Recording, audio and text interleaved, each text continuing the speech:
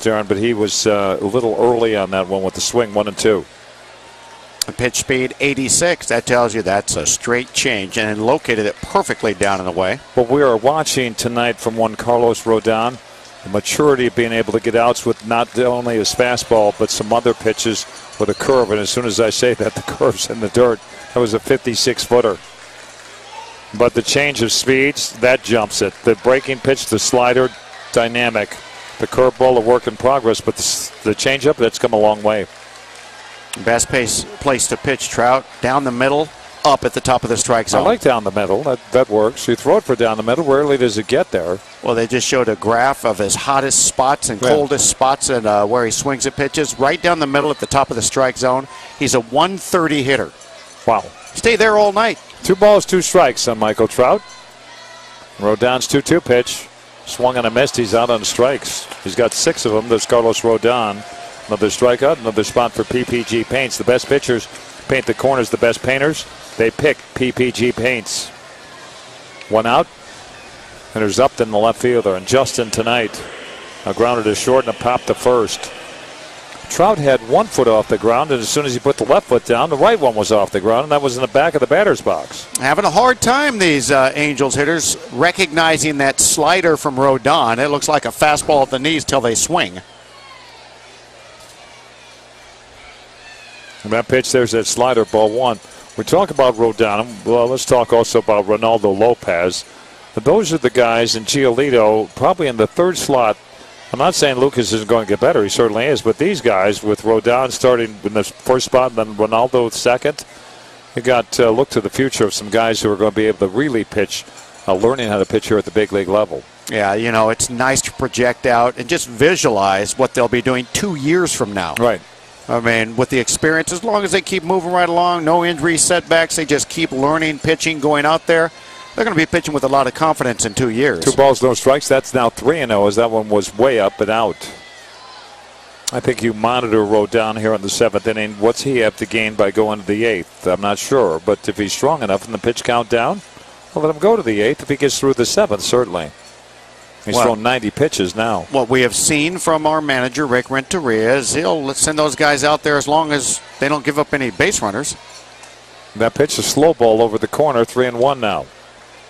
Yeah, he can start the 8th or even the 9th inning. We saw that with Dylan Covey, who then allowed a couple of base runners and was taken out. Then it was sayonara by. Yep. He did a nice job. He only gave up 2 hits at Covey, right? Yep. Upton waits in the 3-1. A swing and a line drive to right. Avi Garcia moves over, and the Lights makes the catch. Lights did not affect him. 2 outs now. And Albert Pujols to home plate, the designated hitter. A MLB At Bat is your #1 White Sox app. Customize your experience to catch every moment this season. You have White Sox home screen icons and features such as MLB.TV Game of the Day. Download MLB At Bat today. Before Pujols gets in, let's step out for a 10-second ID break. You listen to White Sox Baseball on WGN Radio, and this is the Sox Radio. From the hub of the universe, this is Monster Radio, 98.5 FM and 1150 AM. WGGH, Marion. Darren Jackson, Farmer, Big A in Anaheim, California. Game 2 of the 4-game series. Glad you're with us tonight. Tony Noto, our engineer here, working the board in the WGN studios in downtown Chicago. Brett Jackson, Dan Long there, and also David Zaslowski. That's a strike. The count, 1 ball, 1 strike. The first pitch, Narvaez stood up and it went between his feet to the backstop on the ground. Was he looking for a pitch out? Maybe. Here's the 1-1. There's no one on as that's fouled to the top of the backstop. Now it's 1-2 on Albert Pujols. Doesn't mean he wasn't looking for one. No, that's true. Looking to the 8th for the White Sox. It'll be a spot for Avi Garcia to lead it off, and he bats 5th. I'll check that out. He bats 4th, and then Narvaez 5th, and then Matt Davidson in the 6th slot. And this one, a swing and a bouncer foul. That will go off the screen in front of the Angel dugout. The count still 1 ball, 2 strikes. And by the way, that dugout, that 1st and a 3rd, when you set sail for home plate, you got to walk to get there. It's not close. No, look where the on-deck circle is for us. Oh, yeah. You got to walk at least 25, 30 feet to get to that alone. The Angels is right next to their dugout. Next one to Pujols. Check swing. He's out on strikes. Narvaez will run it down, pick it up, and he gave up home plate. The home plate umpire called him out. That's not 2-3 on the strikeout. He's out. Another strikeout for Carlos. He's got 7 of those, and those are brought to you by PPG Paints. The best pitchers, they paint the corners. The best painters, pick PPG Paints. Back with the 8th. It's a 3-0 White Sox lead. There's never a convenient time for an illness or injury. That's why Express Care on Halfway Road is now open and you can walk right in. No appointment needed. From a sore throat or chest congestion to care for a sprain or strain, we're here for you 7 days a week from 8:30 a.m. to 9 p.m. Heartland Regional Medical Group Express Care, making it easier to get the care you need when you need it.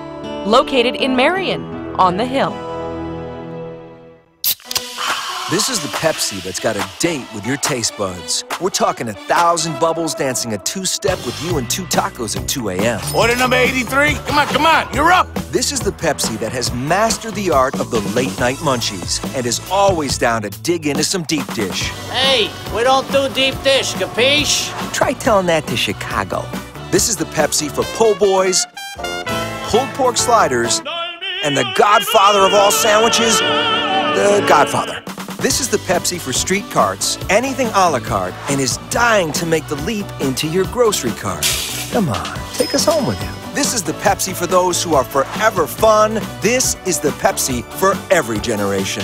Hey y'all, it's Luke Combs. Check out my deluxe album, This One's For You Too, available now, featuring new tracks, including the fan favorite, Beautiful Crazy. And be sure to pick up an ice-cold can of Diet Dr. Pepper to find out how you can win a VIP experience with me in Nashville.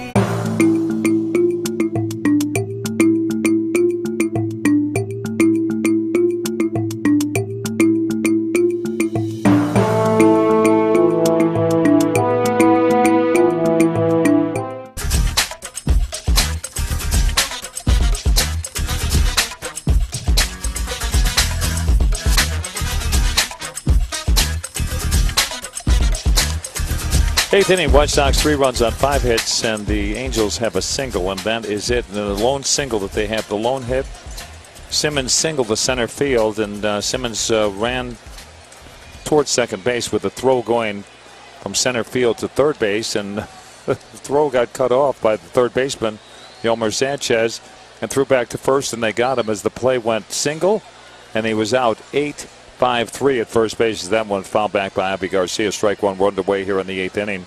Glad you're along with us. Tomorrow, game 3. And then Thursday afternoon, we play here at Anaheim. And then it's back to Chicago to host the Toronto Blue Jays Friday night, Saturday night, and Sunday afternoon at Guaranteed Rate Field. Please make your ticket plans to be with us over the weekend. When Kansas City comes to Colin. A pitch to Avi, a pop-up behind home plate. And the count now falls to 0-2 on our right fielder. It's nice to see him back. Garcia healthy. Last year he had .330, folks, with 25% of his hits on the infield. That's how this guy can run. Well, he's looking for his first hit tonight. Does have an RBI. He got 67 home runs in his big league career, right? 500 games and 277 average. And the 0-2 to Avi. That's low. 1 ball, 2 strikes.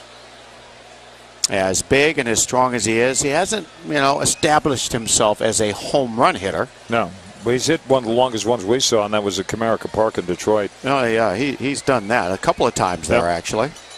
Garcia waiting. Ramirez dealing the 1-2, a bouncing ball to third. Fletcher came in, then put the glove up, made the catch, and then throws out Garcia. That's 5-3 on the out. So with 1 out, Baez, the last time up, a single to center field.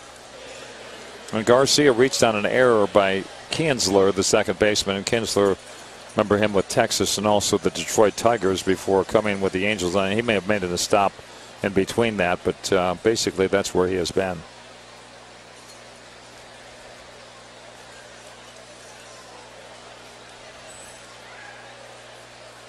I saw one of our friends on TV, and I know one of the guys, but I didn't see who else was with him. That was Jermaine Dye. Was on our monitor. He was part of that 05 club that went to the World Series against Houston and beat them in 4 straight. Yeah, it looked like that he was hosting along with Lawrence Holmes. Okay. The Double Duty Classic teams that are coming into town, or maybe they played today. I'm not sure, but yeah, he was talking to them in in one of the rooms at our ballpark. Cool. I think Jerry Hairston might have been there as well. This one's pulled foul on the ground. Sam Hairston was in the White Sox organization for a long time.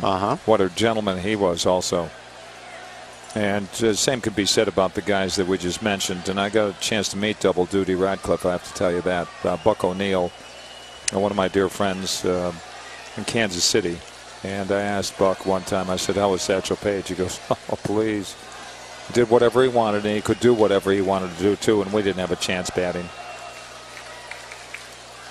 Narvaez at home plate with a count of 1-1, and the 1-1 pitch is up, and it's 2-1.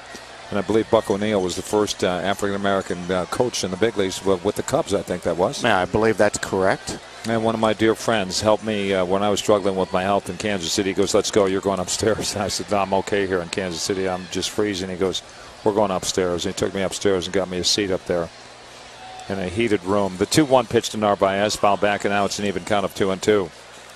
And one of my dear friends, Buck O'Neill, went to see when we went to, I think Kenny Williams took us all one year over to the Negro League Museum. I call it the Negro League Baseball Players Hall of Fame because everybody in there was a great player. Seemed like it. And the names of Cool Papa Bell and Buck O'Neill and others, I mean, Satchel Paige, the names just kept resounding with me after I was there. And that pitch, a big swing. Narvaez out on strikes. That pitch was shoulder high, partner. Yep. Helped him out a little bit, chasing whatever that was, shoulder high. And you got to know Buck O'Neill as well. Yeah, absolutely. I mean, he always had a smile on his. If there was someone dressed better than him at a baseball game, I never saw him. You got to know Double Duty Ratcliffe, former Negro League player as well. Went to his 100th birthday party. And I tell you, he was a joy to be around. And, you know, the stories that some of those guys were able to share with us, pass on down, were amazing. I mean, you hear those, and they were certainly elongated to a point where you couldn't believe it. But then you felt the stress of what they were trying to tell you. And it resounded for me anyway. There's a strike on the outside half to Davidson. When the 8th inning, 3-0 Sox, and Radcliffe, I said, how fast was Cool Papa Bell? And we've heard the story before, and I'll reflect on it right now. He said he was so fast, he had a line drive up the middle, and he went into second base, and the ball hit him in the backside for an out. That's exactly right. 0-1 the count. 2 outs.